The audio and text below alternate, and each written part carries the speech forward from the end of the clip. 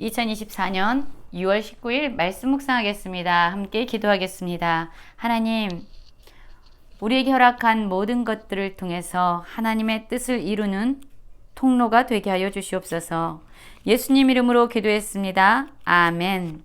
오늘의 말씀은 사도행전 22장 12절부터 29절까지의 말씀입니다. 말씀을 함께 살펴보시기 전에 개인적으로 말씀을 꼭 읽으시고 묵상하는 시간 가지시기 바랍니다. 22장 12절입니다.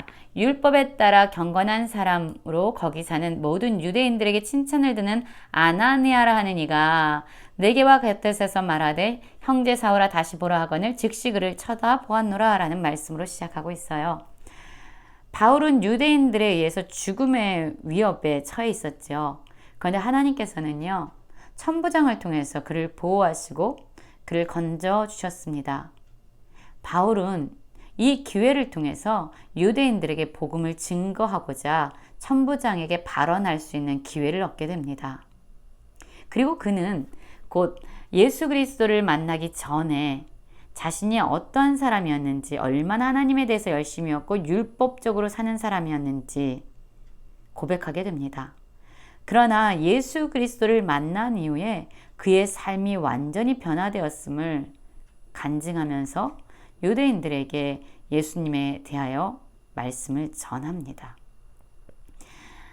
다메섹으로 가던 길에 그는 큰 빛을 보았습니다. 예수님을 만나게 됐죠. 그리고 그는 볼 수 없게 됐습니다. 이전에 육신의 눈으로 볼 수 있었던 것을 볼 수 없게 됐고요. 이제 그의 관점이 완전히 바뀌는 그러한 시간이 된 거지요. 앞을 볼 수 없는 그에게 아나니아라는 사람이 하나님의 명령을 받고 찾아오게 되지요. 이 아나니아를요, 바울은 율법에 따라 경건한 사람이다 라고 말하고 있고요. 모든 유대인에게 칭찬을 듣는 사람이다 라고 말해요. 이렇게 말함으로 말미암아 그가 지금 복음을 전하고 있는 유대인들의 신뢰를 얻기 원했던 거죠. 아나니아가 바울 곁에 와서 다시 보라 라고 말할 때 그가 즉시 눈을 열어 보게 됩니다. 그러나 이제 보는 것은요, 예수님을 만나기 전에 보는 것과는 완전히 그의 관점이 바뀌어졌습니다. 아나니아를 통해서 하나님은 바울을 택하셨고 또한 그를 예수 그리스도를 전하는 증인으로 세웠다는 것을 말씀해 줍니다. 하나님이 너를 택하여 너로 하여금 자기 뜻을 알게 하시며 그 의인을 보게 하시고 그 입에서 나오는 음성을 듣게 하셨다라고 말하고 있어요. 하나님의 뜻을 아는 자, 예수 그리스도를 보고 그 음성을 듣는 자, 여러분 얼마나 복입니까? 그리고 예수 그리스도를 위해서 모든 사람 앞에서 그가 보고 들은 것을 목숨을 걸고 생명을 걸고 전하는 증인으로 하나님이 그를 세우셨음을 이야기하고 있습니다. 이렇게 아나니아를 통해서 바울은 하나님이 그에게 주신 소명에 대한 이야기를 듣게 됩니다. 그런데요, 22장 17절을 보면은 또 하나님께서 그를 어떤 사명으로 부르셨는지, 어떤 사명을 그에게 주셨는지를 그에게 나타나셔서 분명하게 말씀해 주시는데요. 17절입니다. 후에 내가 예루살렘으로 돌아와서 성전에서 기도할 때에 황홀한 중에 봄에 주께서 내게 말씀하시되 속히 예루살렘에서 나가라. 그들은 내게 대하여 증언하는 말을 듣지 아니하시리라 하시거늘. 그렇습니다. 바울이 기도할 때에 그가 환상을 보게 됩니다. 그 환상 중에서 주님이 그에게 말씀하는 거예요. 그는 유대인이 아니라 바로 이방인을 향해서 복음을 증거하는 그러한 사람으로 하나님께서 부르셨음을 말씀해 주십니다. 예루살렘에서 나가라 말씀하셨는데 떠나가라. 내가 너를 멀리 이방인에게 보내리라 라고 말씀하고 있지요. 그렇습니다. 사도 바울은요, 이방인들에게 예수 그리스도의 복음을 전하는 자로 부르심을 입게 된 것입니다.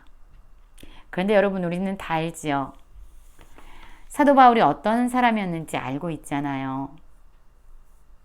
지금 사도 바울은요, 유대인들에게 복음을 전하면서 자신의 삶을 이야기하고 있습니다. 간증하고 있어요.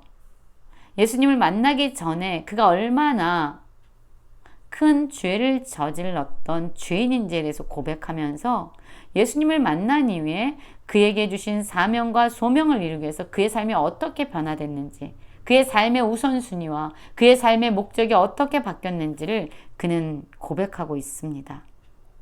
19절부터 20절을 보면은요, 그가 예수님 만나기 전의 삶을 이야기합니다.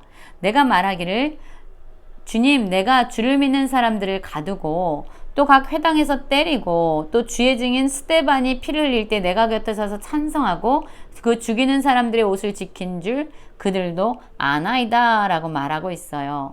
그렇습니다. 예수님을 만나기 전에 그는 하나님에 대한 열심을 가지고 있는 자였습니다. 율법대로 사는 자였어요. 하나님에 대한 율법에 대한 지식도 아주 잘 알고 있는 사람이었습니다. 그럼에도 불구하고 그는 그 열심으로, 그 온전한 지식 위에 세워지지 않은 열심이지요. 믿음이지만 하나님의 말씀에 근거한 믿음은 아니었지요. 그랬기 때문에 그의 열심과 그의 믿음은 오히려 하나님을 대적하고 하나님의 뜻을 거스르는 그러한 열심과 믿음이 되었던 거지요. 자신의 죄를 고백합니다. 예수님을 만나기 전에 나 역시 너희들과 같이 그러한 삶을 살았어. 그러나 그것이 얼마나 큰 죄였는지는 그때 몰랐지만 지금은 알아. 예수님을 만나서 나는 새로운 사명을 받고 새로운 소명을 받았어. 나는 이제 알아. 예수님을 만나기 전에 삶이 얼마나 어리석고 얼마나 창피하고 수치스러운 죄에 얼룩진 삶이었는지라고 고백하고 있는 거예요. 그리고 그를 이방인에게로 보내서 이방인들에게 복음을 증언하는 그러한 사명을 주셨다는 것을 그가 고백합니다. 이 말을 들은 유대인들은 어땠을까요? 결국 바울의 고백은요, 바울의 간증은 너희들 지금 하나님을 향한 열심으로 그렇게 살고 있지만 그래서 나를 죽이려고 나에게 많은 위협을 가하지만 너네들 그거 잘못된 삶이야 라고 외치고 있는 거예요. 내가 그렇게 살아서 알아 라고 외치고 있는 거예요. 여러분, 이 얘기를 듣고 싶었겠습니까? 유대인들이 자신이 스스로 옳다라고 생각하는데 그들의 죄를 지적하는 바울의 이야기를 듣자 그들이 한 목소리로 이야기하죠. 이러한 자는 세상에서 없애버리자, 살려둘 자가 아니라 라고 이야기하면서 옷을 벗어 던지고 티끌을 공중에 날리게 됩니다. 더 이상 듣지 않겠다는 거죠. 그러자 천부장이 무슨 일 때문에 이런 일이 일어났는지 바울을 신문하기 위해서 책찍질하게 되지요. 바로 그때입니다. 가죽줄로 바울을 매고 바울 곁에 서 있는 백부장이 그를 신문하려고 할 때에 바울이 그에게 이야기합니다. 너희가 로마 시민 된 자의 죄를 정하지도 아니하고 채찍질할 수 있느냐라고 말하고 있습니다. 바울이 자신이 로마 시민임을 지금 드러내 밝히 보이고 있는 거죠. 여러분, 자신이 로마 시민이다라고 밝힌 사건이 있죠. 빌립보에서 점치는 귀신 들린 여종을 내어 쫓을 때에 그가 채찍에도 맞고 감옥에도 갇히게 됩니다. 그러나 모든 고문을 당한 이후에, 모든 고난을 당한 이후에야 비로소 그는 자신이 로마 시민권자임을 밝히죠.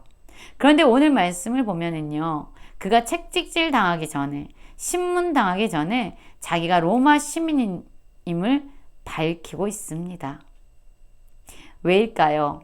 바로 하나님이 그에게 주신 사명 때문이에요. 하나님은 바울에게 네가 로마에도 가고 가이사 앞에 서야 된다라고 말씀하셨습니다. 그래서 하나님은 그에게 주신 로마 시민권을 지금 사용하고 계시는 거예요. 사도 바울은 자신이 태어나면서부터 가지고 있었던 이 로마 시민권을 통해서 하나님의 뜻이 자신의 삶을 통해서 하나님의 계획이 자신의 삶을 통해서 이루어지도록 지금 하고 있는 겁니다.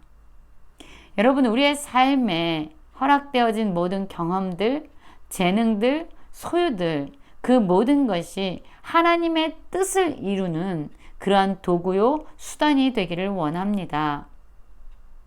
천부장은 돈을 들여서 시민권을 얻었지만 바울은 태어날 때부터 로마 시민된 자였습니다. 하나님은 태초부터 바울에게 필요한 것을 다 주셨습니다. 그를 통해서 하나님이 주신 사명을 이루기 위한 모든 필요한 경험들, 모든 필요한 재능들, 모든 필요한 권리를 그에게 허락해 주신 겁니다. 유대인으로서의 삶, 그래서 예수 그리스도를 믿는 자들을 박해했던 그의 삶 역시 지금 간증을 통해서 유대인들에게 복음 증거로 나아가고 있고, 로마 시민권 역시 그를 로마에 세워 복음을 증언하는 그러한 도구로 사용되고 있는 것이죠. 여러분, 우리 삶도 그래요. 하나님이 우리에게 주신 그 모든 것들, 그 모든 것은 우리를 통해 하나님의 뜻을 이루기 위함입니다. 하나님이 주신 것을 통해서 오늘도 하나님의 뜻을 이루어가며 살아가는 모든 성도님들 되시길 간절히 기도합니다.